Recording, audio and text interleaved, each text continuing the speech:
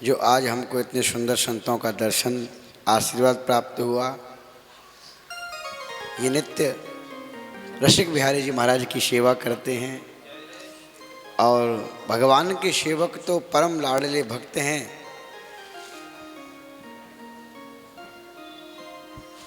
बोलिए बंसी वारे की जय जय जय श्री राधे। भगवान की ऐसी कृपा हमको ऐसे संतों के दर्शन होते रहें जो भगवान की नित्य निरंतर सेवा में अष्टयाम सेवा में लगे रहते हैं।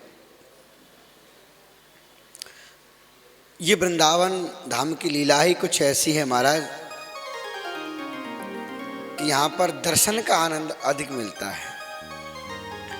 दर्शन की लीला वृंदावन में है अत्यधिक, चाहे संतों का दर्शन, चाहे गोविंद का दर्शन या उनकी लीलाओं का दर्शन। अन्यत्र आप कहीं भी जाओगे तो आपको वो दर्शन नहीं मिलेंगे। मंदिर मिल सकते हैं, संत भी मिल सकते हैं, लेकिन दर्शन जो वृंदावन के संतों के हैं, वृंदावन की लीलाओं के दर्शन हैं, वृंदावन के ठाकुर के दर्शन हैं, वो आपको इतना आनंद प्रदान नहीं कर सकते। इसलिए आइए राधे राधे। अपनी कथा कहाँ चल रही थी, किसी को मालूम है? हैं? हाँ, जरासंध तो कब के मर गए, अब तो यज्ञशाला की व्यवस्थाएं चल रही थी महाराज। हाँ, आप परीक्षित के स्थान पर बैठे हैं, आपको तो कम से कम याद होना चाहिए था। और तो लोग मान सकते हैं कि चलो ये तो खैरपुआ खाने आए हैं, भंडारा खाने। हाँ हाँ हाँ, जरासंध वध के उपरांत यज्ञ की लीला, यज्ञ में सब लोग अपनी अपनी सेवाओं को निर्धारित कर रहे हैं। तो सेवाओं की बात आई तो आपको सुना आपने संत जी को कि जो बहारी लगाते हैं भगवान के सेवा में, भगवान ने उनको दर्शन दिए। महंत जी को दर्शन नहीं दिए, पुजारी को दर्शन नहीं दिए, जो उनकी सेवा कर रहे हैं, उनके यहाँ झाड़ू लगा रहे हैं, है ना। तो प्यारे यहाँ की लीला तो लीला है। बोली बंसी वारे की। तो अपनी अपनी सेवा को निर्धारित किया। अग्रसर पूजा किसकी हो, यह ज्ञान होने के लिए सबने भगवान श्री कृष्ण के लिए बोला कि भगवान श्री कृष्ण की अग्र पूजा होना चाहिए। वहीं उनकी बुआ का बेटा था शिशुपाल, उन्होंने कहा रे इस ग्वाले की पूजा हो, क्या ये भीष्म पितामह से बड़ा तपस्वी है? क्या द्रोणाचार्य से बड़ा सिद्ध है? क्या कृपाचार्य से बड़ा ज्ञानी है? अरे इस ग्वाले की पूजा करके तो तुम इस राजसभा का अपमान करना चाहते हो। अर्जुन भीम इत्यादि मारने के लिए उद्यत हुए, भगवान ने मना किया, तुम यज्ञ के जजमान हो और यज्ञ के जजमान को क्रोध करना शोभा नहीं देता। क्योंकि जो जजमान बन जाता है, अगर वो एक घड़ी भी, अगर एक बार भी अगर क्रोध करता है तो उसके सारा का सारा पुण्य क्षीण हो जाता है। इसलिए क्रोध नहीं करना चाहिए। इसके अपराधों की हम गिनती कर रहे हैं। हमने अपनी बुआ को यह वचन दिया है कि 100 अपराध तक हम इसको दंड नहीं देंगे। जब 100 गाली पूरी हो जाती हैं, शिशुपाल का भगवान श्याम सुंदर वध कर देते हैं। उनकी शरीर से दिव्य ज्योति निकल के भगवान के चरणों में विलीन हो जाती है। वहीं पर तो दुर्योधन का मान भंग हो गया था। जल में थल, थल में जल दिखा, बेचारा जल में गिर गया। द्रौपदी देवी हंस गई होंगी, बोल दिया अंधे का अंधा ही तो है। बस देवियों से सबसे बड़ी प्रार्थना यही है कि अपनी वाणी पर थोड़ा राधे राधे। सबसे जो बात हमारी देवियों की अच्छी ज़्यादा नहीं है, वह यही है क्या, थोड़ा वाणी पर राधे राधे, है ना। वाणी पर कंट्रोल रखना चाहिए। क्योंकि मात्र एक ही ऐसी बात द्रौपदी की निकल गई, जब से कहो अंध को अंधा, तब से पड़ो नहीं कछु फंदा। आज वही दुर्योधन जिसका अपमान हुआ, उसने अंधे का अंधा कहा, दाव लगाया और द्रौपदी को जुए में जीत लिया। क्या दुर्योधन इस बात को बोलता? लेकिन उसको बदला लेना था द्रौपदी से, इसीलिए माताओं की जो बात बुरी लगती है वो अन्य किसी व्यक्ति की नहीं। हालांकि लगती है बुरी बात तो सबकी बुरी होती है, लेकिन कुछ देवियों की ज़्यादा लगती है, इसलिए फिर भी देवी मानती नहीं है। बोलने में तो महाराज कैसे सुन लूँ, हाँ जाने मुझे खबर रखो या कि दबियों में, मैं तो अब खूब सुना दूंगी। नब जब नहीं सुनाई तब नहीं सुनाई, अब ना छोड़ूंगी मैं पीछे। बोलो राधे राधे, है ना। तो वही बात देवी की आज भयंकर महाभारत करवाया, और उसी छोटी सी बात ने हजारों लाखों महारथी रथी बड़े बड़े सूरवीरों को मौत के घाट उतार दिया महाराज। क्योंकि एक बात के कारण कितना भयंकर युद्ध हुआ महाभारत, और महाभारत में कितनी स्त्रियां विधवा हो गईं, कितने बच्चे अनाथ हुए, उसका उत्तरदायित्व मात्र एक उसी बात पर निर्धारित है जो कि द्रौपदी ने बोली थी कि अरे अंधे का तो अंधा पैदा हो गया। इसीलिए देवियों को चाहिए कभी भी किसी भी स्थिति में मौन रहने की अधिक से अधिक कोशिश करें। संतोषात परम शांति। अरे देवियों, संतोष सुखी रहने से, चुप रहने से बड़ी तपस्या संसार में कोई दूसरी नहीं हो सकती। संतोषात परम सुखम। परम सुख अगर चाहिए तो आप शांत रहना सीख जाइए बस। अगर आप शांत रह ली तो आप क्षीर सागर में भगवान विष्णु की सेवा भी कर सकती हैं, क्योंकि मेरे गोविंद को तो शांति प्रिय लगती है। और अगर आपने अपने जवान पर राधे राधे नहीं किया तो वो दिन दूर नहीं होगा कि आपका पति चला जाएगा, आपका परिवार छूट जाएगा, आपके सगे संबंधी छूट जाएंगे, और तो और सारे के सारे विनाश की जड़ आपको समझ आ जाएगा। दुर्योधन तो दुष्ट था, दुराचारी था, दुशासन, लेकिन कारण तो वही बात बनी ना। इसीलिए हमको चाहिए कि कम से कम बात करें और अपने आप को थोड़ा सा राधे राधे। शाल नाम के दैत्य का भगवान श्याम सुंदर ने वध किया। एक सौरभ नाम का दैत्य था, उसका भी वध किया।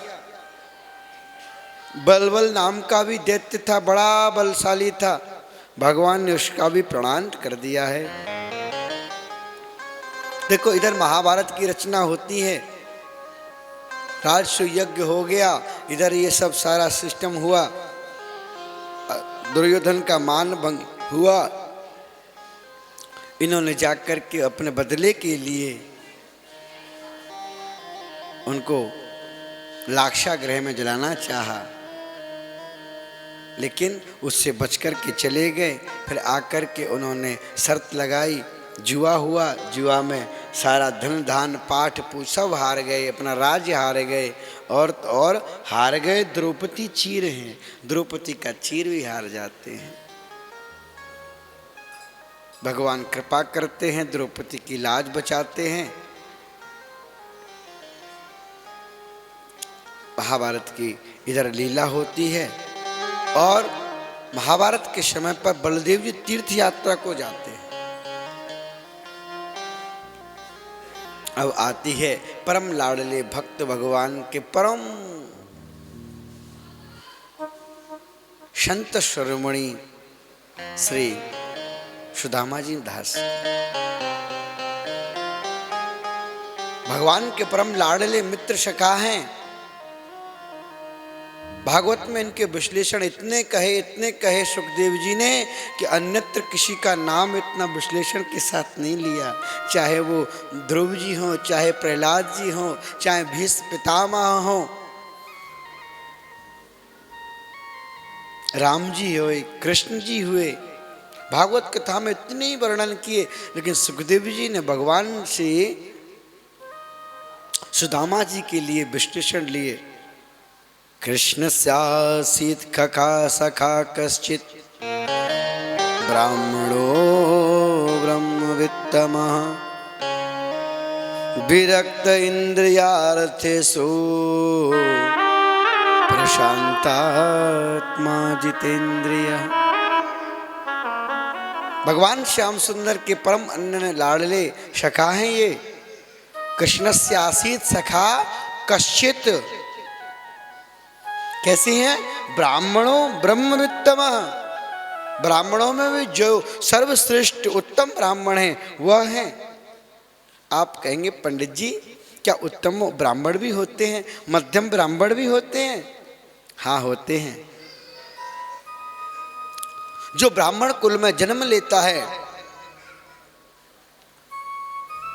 वह तो जन्म लेने मात्र से ब्राह्मण तो बन सकता है, लेकिन जिसका द्विजाति संस्कार नहीं हुआ, जिसने भगवान की शरणागति ग्रहण नहीं की, यज्ञोपवीत नहीं हुआ, गुरु मंत्र नहीं लिया, वो द्विजाति कहलाने योग्य, विप्र कहलाने योग्य नहीं बनता। ब्राह्मण कुल में जन्म लेने से ब्राह्मण पुत्र तो बन सकता है, द्विजाति संस्कार हो जाने के बाद वह द्विज बन जाता है।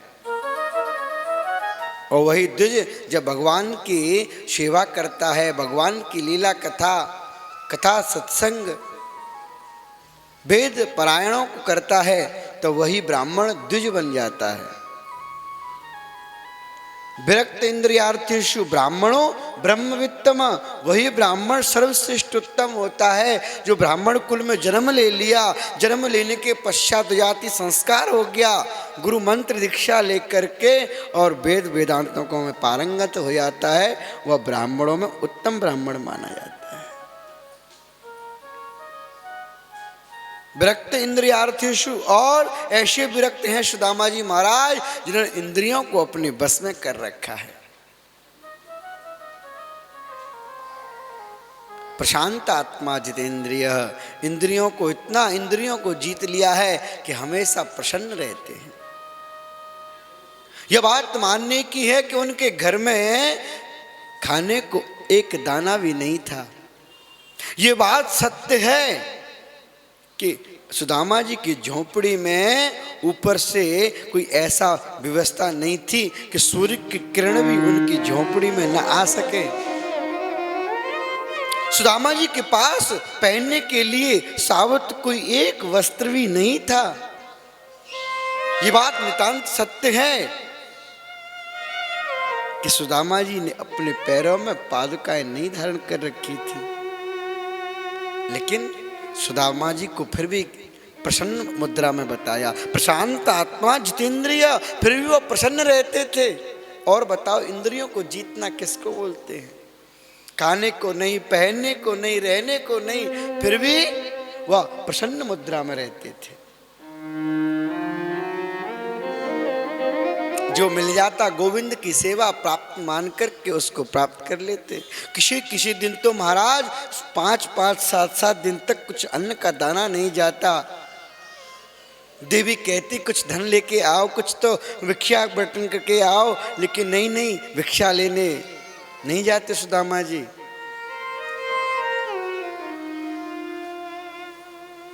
ब्राह्मणों को भिक्षा लेना चाहिए, लेकिन 4 घर से भिक्षा लेते थे। अगर मिल गया तो ठीक, नहीं मिला तो कोई बात नहीं, राधे राधे। वैष्णव ब्राह्मण को चाहिए, उत्तम ब्राह्मण वैष्णव वो होता है जो शिलोंक्ष वृत्ति के द्वारा अपने जीवन का निर्वाह करता है। शिलोंक्ष वृत्ति जो फसल कटती है ना, उसमें से जो गिर जाता है उसको शिला बोलते हैं। खेत में जो फसल कटती है ना, उसमें कुछ धान के कण गिर जाते हैं। गेहूं हुआ, गेहूं की बाल गिर गई, बाजरा हुआ, एक हाथ बाल टूट के गिर गई, चना हुए, कुछ चने के कण उसमें गिर जाते हैं। बीन बीन करके उनको लाना, उनसे अपने जीवन का निर्वाह करना, वह शिलावृत्ति होती है। जहाँ धान्य का क्रय विक्रय होता है, मंडी इत्यादि में, वहाँ पर जो कुछ दाने फैल जाते हैं उनको बीन करके लाना, उसको ऊंक्ष वृत्ति कहते हैं। सच्चा ब्राह्मण, तपस्वी ब्राह्मण वही है जो इन शिला और ऊंक्ष के द्वारा अपनी वृत्ति का निर्वाह करता है। उसको शिलोंक्ष वृत्ता ही धनम शिलोंक्षणम। भगवान सुदामा जी कहते हैं ब्राह्मणों का धन तो मात्र शिलोंक्ष वृत्ति करना है, किसी के घर घर जाकर कर के भिक्षा मांगना नहीं है। अगर कुछ नहीं मिलता खेतों में तो ब्राह्मण भूखे रह जाते। अब ब्राह्मण भूखे रहते तो रहते, पत्नी भी बेचारी भूखी रहती, बच्चे भी भूखे रहते, बच्चे भूख के लिए तड़पते रहते। पिताजी बाहर गए कुछ लेके आएंगे और देखा पिताजी को आज कुछ नहीं मिला तो सारे बच्चे भूखे ही पड़ जाते, सो जाते। माँ उनको जल पिला करके सुला देती है।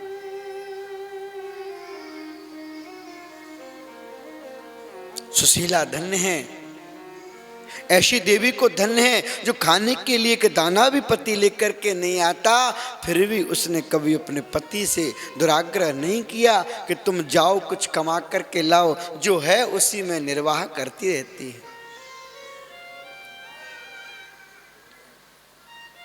ननु ब्रह्मन् भगवतः सखा साक्षान्द्रिय पति ब्रह्मण्यश्च शरण्यश्च भगवान सातुतर्षभ। एक बार की बात उनको पता चला, भगवान ने देखा मेरा भक्त इतना दुखी,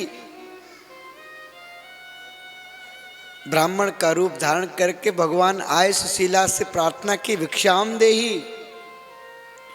देवी सुशीला ने मना कर दिया, भगवान मैं आपको भिक्षा नहीं दे सकती। उन्होंने कहा क्यों नहीं दे सकती देवी, क्या आपके पास धन नहीं है?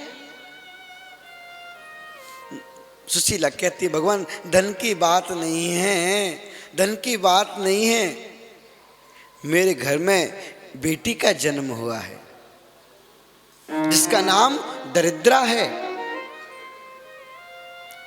सूतक लगा हुआ है, शौर पड़ी हुई है, मैं आपको धन नहीं दे सकती, भिक्षा नहीं दे सकती।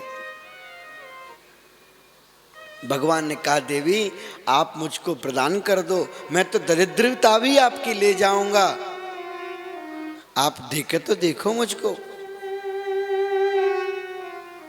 देवी मना कर देती, नहीं नहीं ब्राह्मण देवता हमें ऐसा अपराध नहीं कर सकती, जो हमारे पास आज है हम संतुष्ट हैं, हम आपको अपनी दरिद्रता को नहीं दे सकते।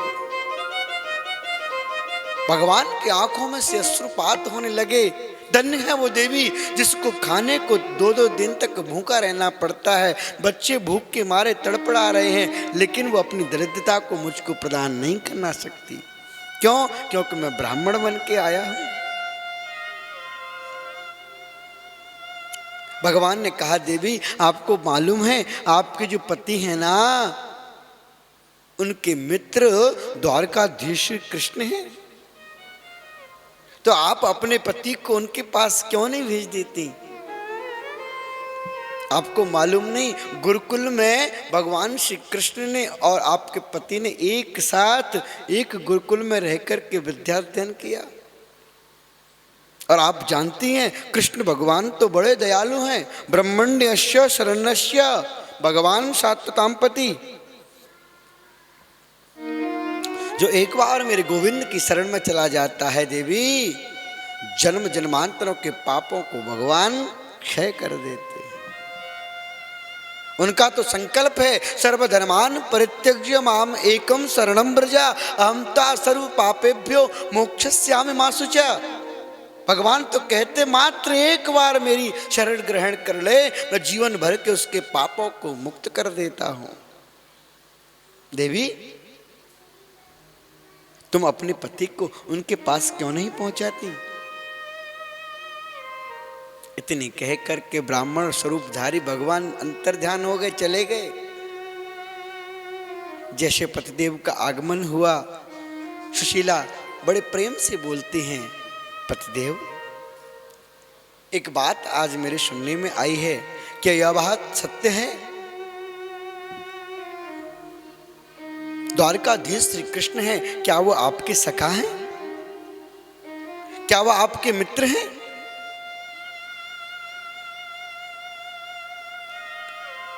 तब तो सुदामा जी बोले, हाँ देवी, ये आपने आपको किसने कहा? सका ही नहीं, परम मित्र परम हितैषी है मेरा। लेकिन क्या कहें, आज उसके भाग्य की सराहना द्वारकाधीश बनकर के बैठा है और हम सुबह खाने को नहीं, शाम को खाने को नहीं, तन पर वस्त्र नहीं। सुशीला ने कहा, प्रभु अगर आप उनके सखा हैं और ब्राह्मणों के वो रक्षक हैं, आप उनके पास क्यों नहीं चले जाते? अरे आप उनके पास जाएंगे तो कुछ तो आपको प्रदान करेंगे, थोड़ा धन दे देंगे, जिससे अपने जीवन का निर्वाह सुखपूर्वक हो सकेगा। सुदामा जी इतनी बड़ी बात कहते हैं सज्जनों, इतनी बड़ी बात कहते हैं, देवी अगर वो मेरा सखा, अगर वो भगवान है तो ठीक है,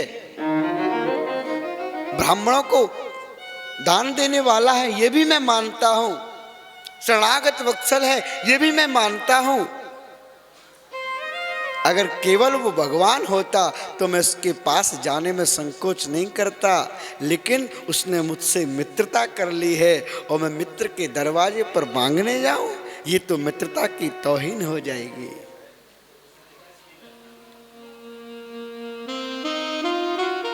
मांगने से प्रीत घट जाती है देवी, और मैं मित्र के दरवाजे पर मांगने नहीं जा सकता। स एवं भारया विप्रो बहुस प्रार्थितो मृदु। तब तो उनकी पत्नी ने कहा, प्रभु मांगने नहीं जा सकते, कोई बात नहीं, कम से कम अपने मित्र से मिलना तो चाहिए। साल 2 साल 10 साल आप बताओ, गुरुकुल से कब के आए हो, कब विद्या अध्ययन किया था, क्या आपका मन नहीं करता कभी अपने मित्र से मिलने का? अरे कम से कम मिलने तो जा सकते हो। जैसे मिलने की बात कही, सुदामा जी खुश हो जाते, कहते, देवी ये बात तो आपने बहुत कही, बहुत सुंदर बात कही। हाँ मांगने तो नहीं जा सकता, लेकिन मिलने की तो मेरे दिल में भी बहुत दिनों से इच्छा थी, आपने कह दिया। लेकिन एक बात है, अयम ही परमो लाभ उत्तम श्लोक दर्शन, बहुत लाभ की बात है, मुझे श्याम सुंदर के दर्शन होंगे। लेकिन मित्र के घर जब जाते हैं तो देवी खाली हाथ नहीं जाते, गुरुदेव की शरण में जाते हैं तो कभी खाली हाथ नहीं जाते। किसी देवालय में कथा सत्संग में जाते हैं, खाली हाथ नहीं जाते। किसी ज्योतिषी के पास मुहूर्त दिखाने जाते हैं, खाली हाथ नहीं जाते। कुछ नियम होते हैं। और मित्र के घर जाऊं और कुछ देने को तो भेंट है नहीं, क्या ले जाऊंगा?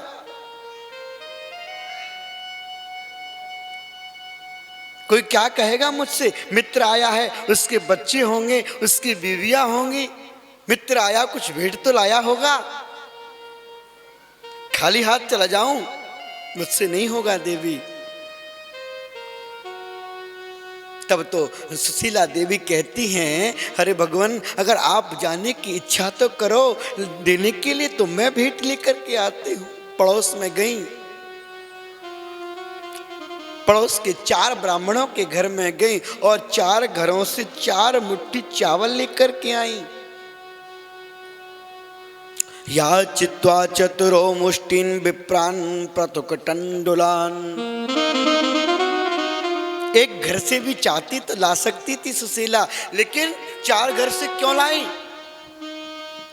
क्योंकि जब 4 घर से चावल आएंगे ना तो 4 तरह के रहेंगे, और 4 तरह के चावल जब द्वारकानाथ को भेंट करेंगे मेरे पतिदेव, तो उनको यह मालूम हो जाएगा कि अरे ये चावल भी लाए गए हैं तो ये हमारे घर के नहीं हैं, 4 जगह से आए हुए चावल हैं।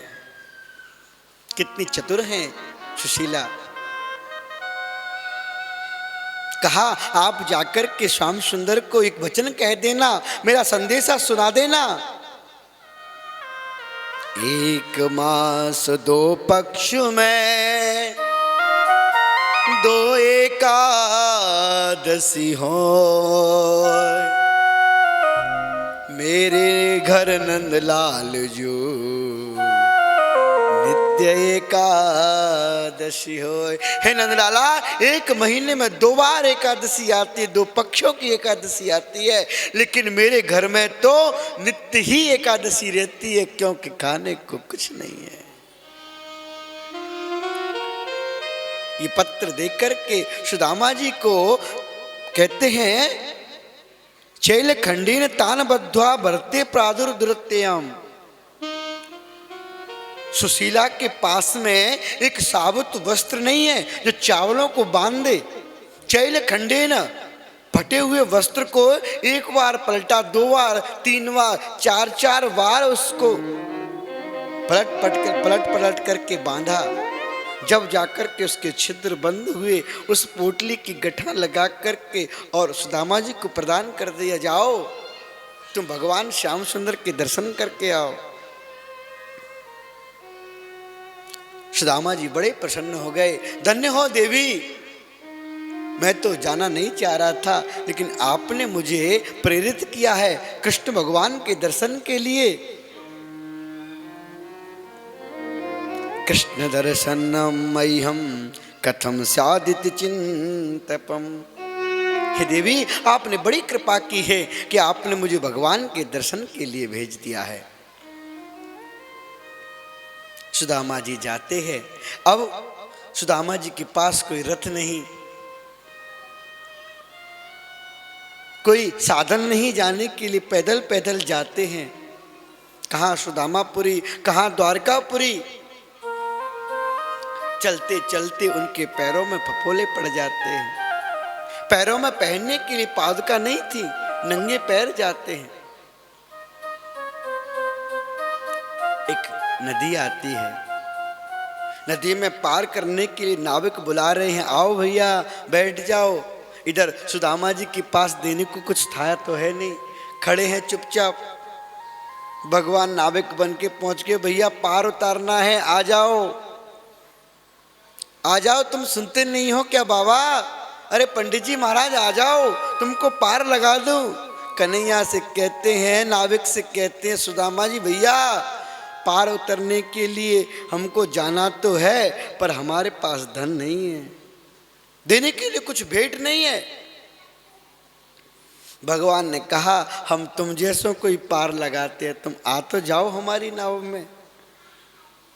भगवान के कहने से सुदामा जी उनकी नाव में बैठ जाते हैं। कन्हैया उनको पार लगा देते हैं, और जो कन्हैया पार लगाते हैं उनसे चला नहीं जाता। सुदामा जी बड़े परेशान हैं, रास्ता देखा नहीं, भटकते भटकते पहुंच जाते हैं और कहते हैं, प्रभु तुम तो कहते थे कि तू चले 1 पग तो मैं चलूं पग 1000। अब मैं इतना चल के आ गया पैदल पैदल, तेरी द्वारका नगरी कहाँ है, कैसे तेरा दर्शन हो? गोविंद मुझे कुछ नहीं सूझता, पर मैं तो तुम्हारी शरण में आ गया। पार लगाना ना लगाना आगे मर्जी आपकी। लो आ गया अब तो श्याम मैं शरण तेरी। लो आ गया अब तो श्याम मैं शरण तेरी। मैं शरण तेरी आ गया, मैं शरण तेरी। मैं शरण तेरी आ गया, मैं शरण तेरी। लो आ गया